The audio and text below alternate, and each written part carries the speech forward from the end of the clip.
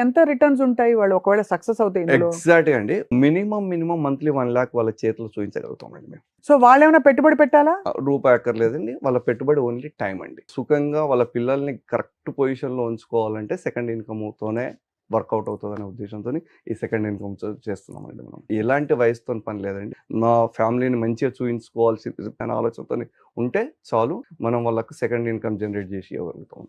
Training programme పెడుతున్నాము. ఒకసారి మా ప్రోగ్రామ్‌కు అటెండ్ అయ్యి మా ప్రోగ్రామ్ నచ్చితేనే వాళ్ళు సెకండ్ ఇన్‌కమ్‌కు స్టార్ట్ కావాలి. ఆ ట్రైనింగ్ ప్రోగ్రామ్‌కి అటెండ్ అయితే వాళ్ళకి క్లారిటీ వస్తది.